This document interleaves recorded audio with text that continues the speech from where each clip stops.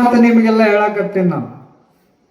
ನೀವು ಅಪೂಪ್ರೆ ಮಾಡಿ ಮಕ್ಕಳಿಗೆ ಏನು ಬೆಳೆಸ್ತಿರಲ್ಲ ಅದೇ ನಿಮ್ಮ ಮೊದಲ ತಪ್ಪಂತಕ್ಕಂಥದ್ದು ನೀವೆಲ್ಲರೂ ಸಹಿತ ಅರ್ಥ ಮಾಡ್ಕೋರಿ.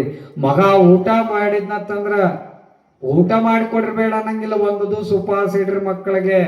ಯಾಕೆ ಉಪವಾಸ ಇಡ್ಬೇಕಂತಂದ್ರ ಒಂದು ತುತ್ತು ಅನ್ನ ಬೆಳಿಬೇಕಾಗಿತ್ತಂದ್ರ ಅದರಿಂದ ಎಷ್ಟು ಪರಿಶ್ರಮ ಇರ್ತದ ಅನ್ನೋದು ಆ ಮಕ್ಕಳಿಗೆ ಕಲಿಸ್ಕೊಡ್ರಿ. ₹1 ಅವ್ರ ₹10 ಬೇಡಿದ್ರಂದ್ರ ಅವ್ರ ಕೈಯಾಗ ರೊಕ್ಕ ಕೊಡಾಕ ಹೋಗ್ಬೇಡ್ರಿ. ಆ ₹10 ಕೈಯಾಗ ಬರ್ಬೇಕಾಗಿತ್ತಂದ್ರ ಅದರಿಂದ ಎಷ್ಟು ಶ್ರಮ ಇರ್ತದ, ಎಷ್ಟು ಕಷ್ಟ ಇರ್ತದ ಅನ್ನೋದು ಆ ಮಕ್ಕಳಿಗೆ ಕಲಿಸ್ಕೊಡ್ಬೇಕು ನೀವು. ಅಂದ್ರ ಆ ಮಕ್ಕಳು ಮುಂದೆ ಈಗ ಹೆಂಗ ಕಷ್ಟಪಟ್ಟು ಬೆಳಿತಾವಲ್ಲ ಅಂದ್ರ ಮುಂದ ಅವ್ರ ಬದುಕು ಹೆಂಗ ನಾವು ಬದುಕಬೇಕು ಅನ್ನೋದು ಆ ಮಕ್ಕಳು ಕಲಿತಾವ್. ನೀವೀಗ ಸುಖವಾಗಿ ಬೆಳೆಸ್ಬಿಟ್ರಿ ಅಂತ ತಿಳ್ಕೊರಿ, ಮುಂದೆ ಅವ್ರ ಜೀವನದಾಗ ಸ್ವಲ್ಪ ಕಷ್ಟ ಬತ್ತಂದ್ರ ಅವಕ್ಕೆ ತಡ್ಕೊಳ್ಳುವಂತ ಶಕ್ತಿ ಇರಂಗಿಲ್ಲ, ಮಾನಸಿಕ ಹುಚ್ಚರಾಗಿ ಆ ಮಕ್ಕಳು ಬದುಕ್ತಾವು.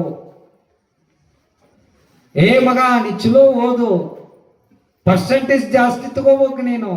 ಅವ್ರಿಗೆ ಹೆಂಗ ಚಿತ್ರ ಹಿಂಸೆ ಕೊಟ್ಟಂಗೆ ಕೊಡಾಕತ್ತೀರಿ ನೀವು ಮಕ್ಕಳಿಗೆ.